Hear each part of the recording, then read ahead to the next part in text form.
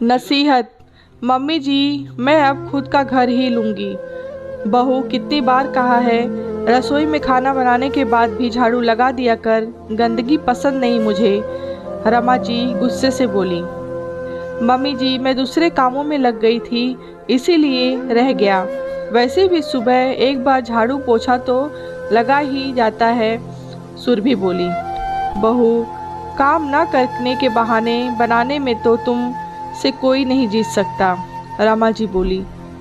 Mummy जी, अब पूरे घर का काम फिर कपड़े की मशीन में हफ्ते में एक बार ही लगती है, बाकी दिन हाथ से धोने पड़ते हैं। अब बच्चों के, अपने और आपके कपड़े तो काम ही खत्म नहीं होता।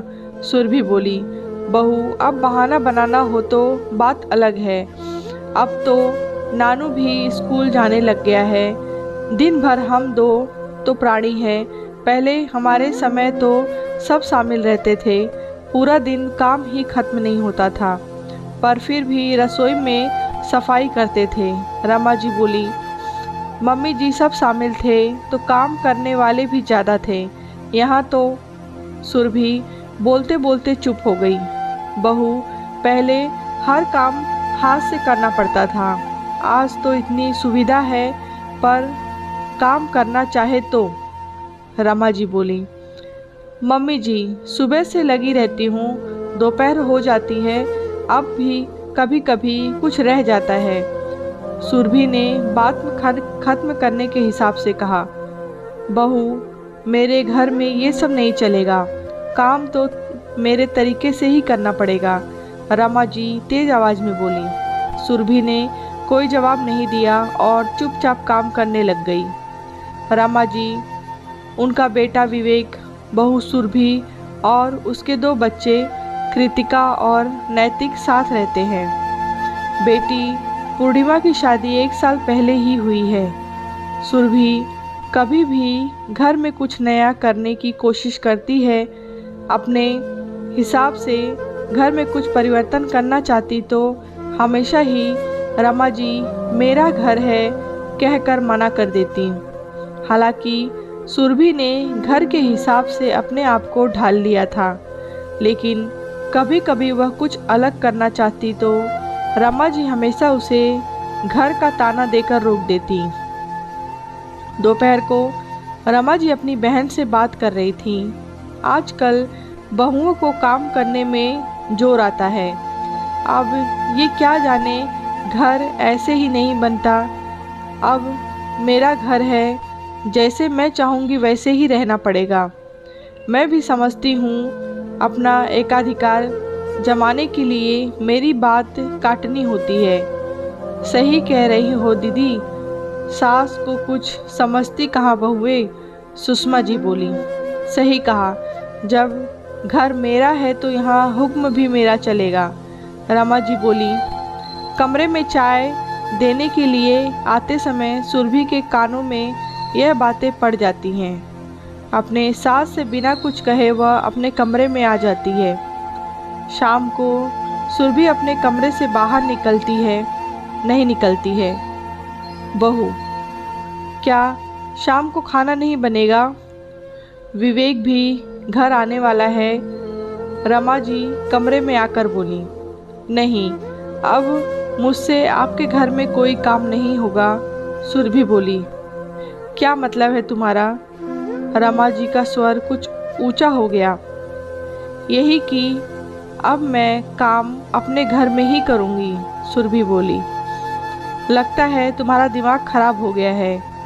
विवेक को आने दो, फिर बात करती हूँ, कहकर रमा जी बाहर आकर विवेक का इंतज़ार करने लगी।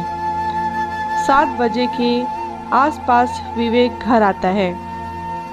बेटा देख, तेरी बहू क्या नई बातें कर रही हैं। रमा जी ने आते ही कहना शुरू कर दिया। क्या हुआ माँ? विवेक ने कहा। बहू कह रही है वह नए घर में जाएगी, यहाँ नहीं रहेगी। कह दे उसे यह फालतू की बातें अपने दिमाग से निकाल दें। रमा जी बोली। माँ, इसमें फालतू की बात क्या है? अगर उसे अपने लिए एक नया घर लेने की इच्छा है तो यह उसका अधिकार है। आपने भी तो अपनी पुश्तैनी मकान की जगह यह घर खरीदा था। आज सुरभि भी यही चाहती है तो उसमें बुराई क्या है? विवेक बोला। अच्छा बेटा, बीवी ने पूरी पट्टी पढ़ा कर भेजा है। मुझे नहीं मालूम था कि तुम अब अपनी माँ की नहीं अपनी बीवी की सुनने लग गए हो। अब यही दिन देखना बचा था कि मेरा बेटा मुझे छोड़कर जाएगा। रमा जी बोली। माँ, आप ही बताइए, हर औरत चाहती है कि वह अपने घर को अपने हिसाब से चलाए, अपने हिसाब से सजाए, जैसे आपने भी किया था। आज भी इस घर में हर चीज़ आपके हिसाब से ही होती है। इसमें बुराई क्या है? सुरभि भी घर को अपने हिसाब से चलाना चाहती है और यह तो उसी के घर में संभव है। विवेक बोला। बहू, पड़ गई तेरे कलेजे में ठंडक मुझे अकेला करके।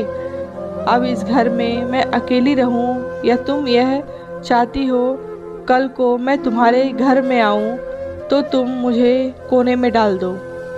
रमा जी गुस्से में बोलने लगी। नहीं माँ जी, मैं ऐसा कुछ नहीं चाहती। मैं सिर्फ अपना घर चाहती हूँ, जहाँ पर मैं सुकून की सांस ले सकूँ, जहाँ पर मेरे लिए भी कुछ सोचा जाता है, जहाँ सिर्फ मेरे लिए ताने नहीं बल्कि इज्जत भी हो।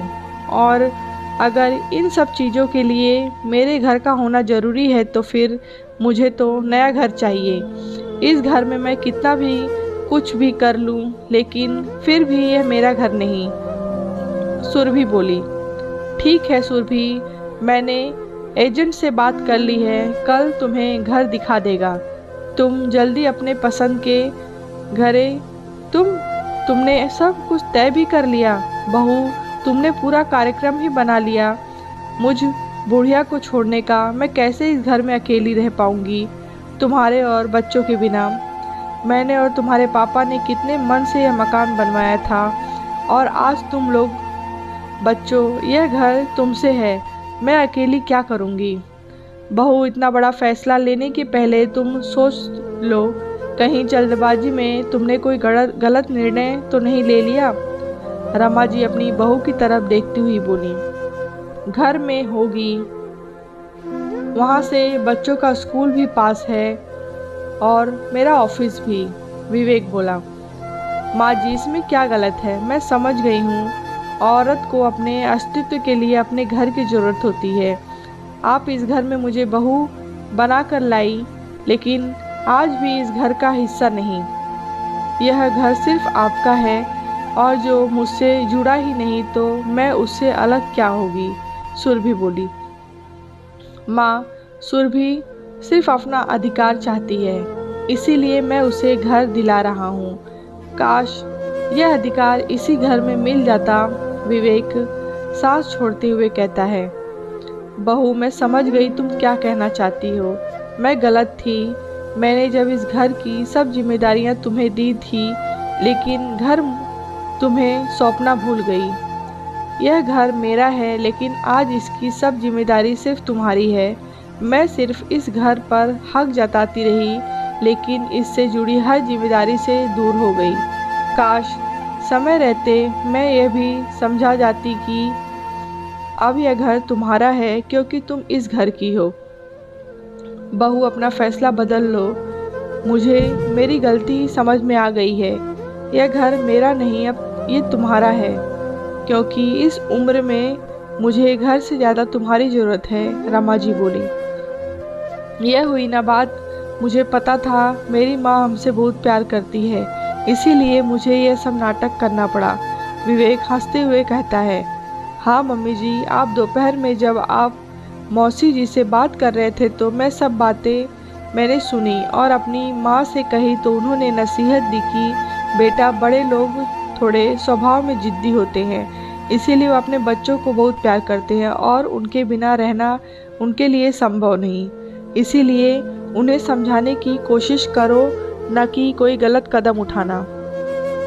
तब मैंने विवेक से बात की और हम दोनों ने मिलकर दूसरा घर लेने का प्लान बनाया ताकि आपको यह बात समझा सकें। सुरभि बोली, मेरे बच्चों, तुमने मेरी आंखें खोल दी और बड़ी गलती करने से बचा लिया। यह घर बहू का है, मुझे मेरे बच्चे चाहिए और कुछ नहीं। रमा जी दोनों को गले लगाते हुए बोली, चलो इसी बात पर मिठाई हो जाए। सुरभि, जाओ गाड़ी में से मिठाई का डब्बा ले आओ, विवेक बोला। दोस्तों, शादी के बाद हर बहू अपने तन मन धन से अपने ससुराल को ही अपना घर समझती है, लेकिन हर बात पर उसे एहसास दिलाया जाता है कि यह घर उसका नहीं है। एक बात हर किसी बहू को सुननी पड़ती है, जिस घर की सभी जिम्मेदारियां बहू हंसते हुए उठाती है, उसी पर उसका हक नहीं होता। लाजमी है उसे दूसरा घर लेने के लिए सोचना पड़ता है। कहानी आपको कैसी लगी कमेंट बॉक्स में बताएं, लाइक करें, शेयर करें।